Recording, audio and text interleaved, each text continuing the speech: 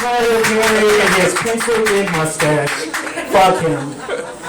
Because of him, he makes people think those are the type of movies black people like to see. That would just sound like fucking just random noise to white people. Like when you hear Tyler Perry has a movie coming out, you must just hear in your eyes, Tyler Perry presents black people doing black stuff in Blackville.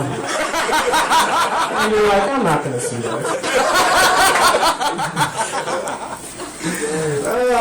I will give Tyler Perry I'll give him props because he does do this thing. He capitalizes on black guilt. Oh yeah, I tell you, white people are like, what the fuck is black guilt? You know, it exists. Because if you're black, you always feel like it's under review. Like me, I'm a black dude with a white sounding voice, so I always feel like I have to defend my blackness. So I always feel like if a white person starts singing like a rap song and like I don't know the words, like I feel like a referee's gonna come in with a red challenge flag.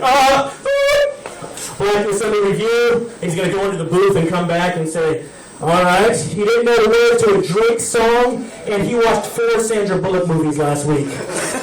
Oh, really, on the field his blackness overturns, you can no longer say nigger. And I love saying nigger. Shit. But we all know what white guilt looks like. White guilt is like, it's like my teacher in 5th grade who was too nice to me, and you know it's because she hit a black girl when she was in Northtown one time and she didn't stop. Because that side of town has undesirables. That's true, you won't catch me in Northtown after 3. I only go to Northtown for 2 reasons, and that's to buy drugs and fuck Latin girls. And I do that shit early in the morning. Because everyone knows gangsters like to sleep in. You learn something. But they like take that to heart and get shot at 2 p.m. Oh, the comics said the gangsters sleep in. They don't always. You know what, but you've all seen black guilt before. You know what black guilt looks like? Black guilt is a black dude leaving tryst with 3 white girls, laughing, having the time of his life, until 4 sisters walk by.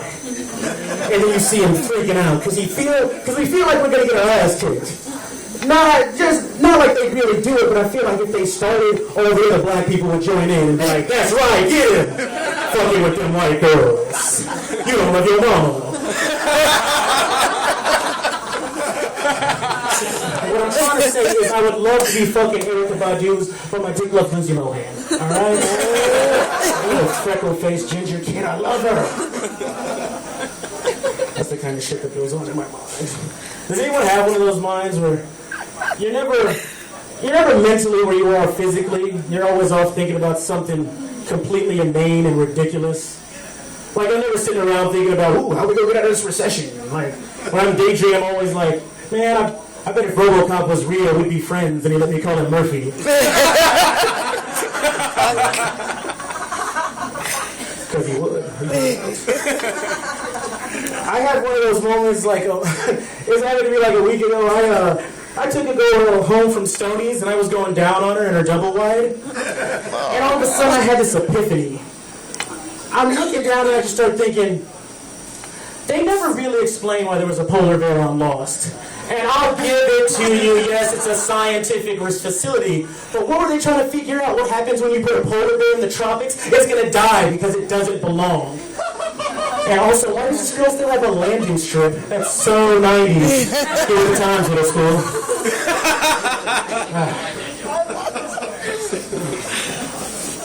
I love that. Someone said they love me. I love you back.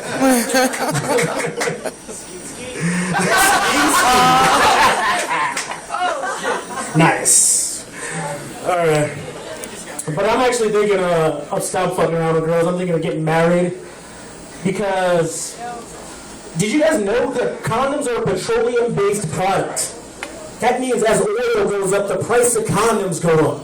And if I have to plan for booty calls, it's time to get the fuck out the game, alright? These are all jokes. Everybody knows I don't wear condoms. I'm responsible for so many abortions, I should be ranked by the BCS at this point. But I wouldn't be number 1.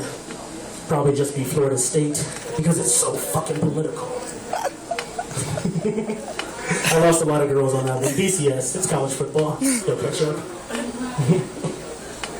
after I tell that joke, I always run into a girl who always goes, you really not wear condoms when you fuck new girls. I'm like, I don't. But it's not because I'm irresponsible. It's because I trust too much. I've got a big heart. And then I get to fuck her without a condom on later. That's a true story that happened to me one time. I want to leave you guys with some advice, and it's for the ladies. If you guys want to keep a successful relationship going, you only have to do one thing. One thing, girl and couple right now. You look like you do it. You guys are pretty close. Suck your man's dick for no reason. And don't stop laughing. It's not a joke. Don't you smile at me. It's real. I mean, it's not like you're making out and, oh, I'm going to go down on him. I mean, I'm making some ramen noodles and you just start blowing me. Ramen? Yeah! And you get extra points if I come in 3 minutes because I like my cup of noodles hot. Alright, that's my time. I'm Tim Bowman. You guys have a good day.